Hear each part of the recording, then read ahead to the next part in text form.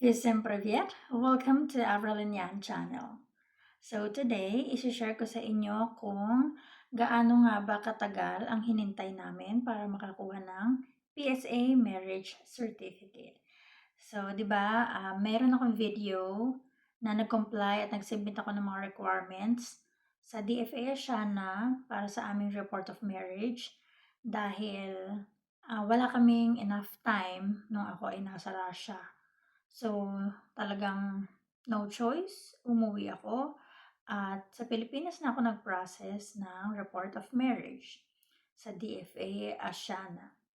So, may na-receive akong email. Ang sabi ay available na ang applicant's copy ng aming report of marriage. So, ang applicant's copy ay ito yung verified at parang meron na siyang tatak na talagang na-verify na siya ng Philippine Embassy sa Moscow, Russia. So, ito yung patunay na legit ang aming kasal. So, hindi siya joke. Legit ang kasal namin ng asawa ko.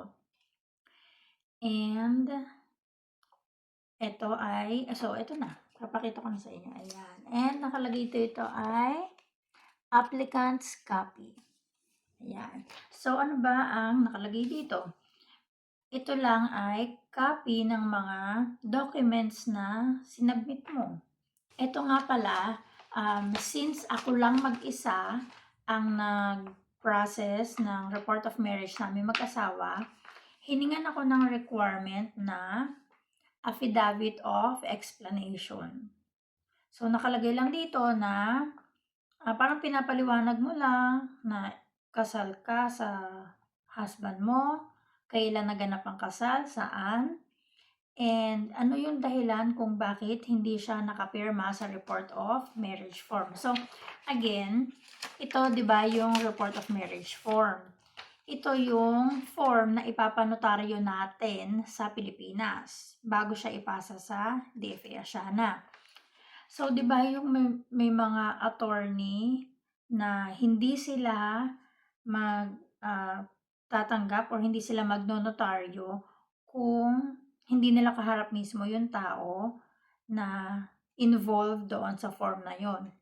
And kahit ako, ang sabi nila sa akin ay, dito mo pipirmahan yung form na yan sa harap ko. So, since wala nga yung asawa ko, hindi pwede yung e-signature or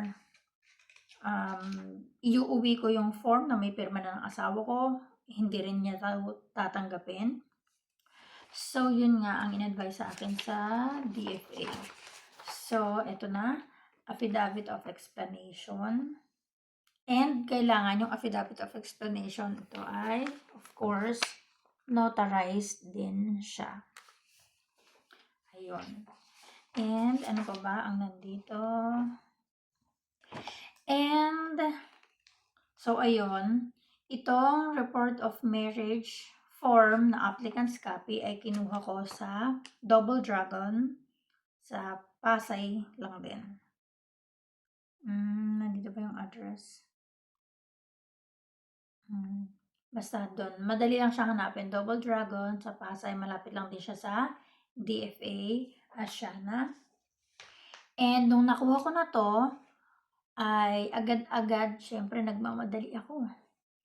Ay nag-email ako sa PSA. And nagtanong ako kung available na ba sa kanila ang aming PSA Marriage Certificate. So, nag-reply naman din sila at sabi nila ay, tinanong nila kung ano ang dispatch number. So, kailangan mong, ito yon, meron ilalagay dito yung galing to sa DFA. Nakalagay dispatch number, reference number, and transmittal date. Ito yung mga information na hihingin sa inyo ng PSA once mag-inquire ka kung available na ba ang PSA Marriage Certificate nyo. So, binigay ko lahat ng requirements or lahat ng details na to. And ayun, nung pag-search nila, sabi ay hindi pa nga daw available, pero maghintay lang ng 2 weeks or a few days. Sabi nga nila ay 15 working days. So, hintay, and finally, after 12 working days, di ba, mabilis lang, 12 working days lang ang hinintay ko, and available na ang aming PSA Marriage Certificate! Nakuha ko na siya agad.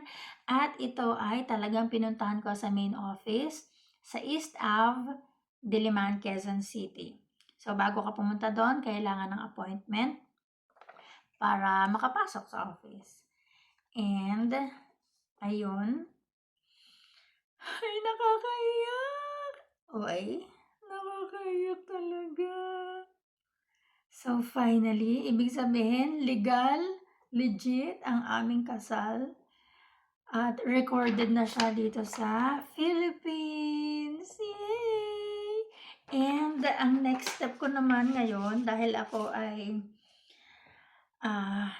busy-busyhang asawa, next step ko is mag-change ng surname. So, tingnan natin kung paano mag-change ng name sa passport from maiden name to married name. So, abangan sa aking next video.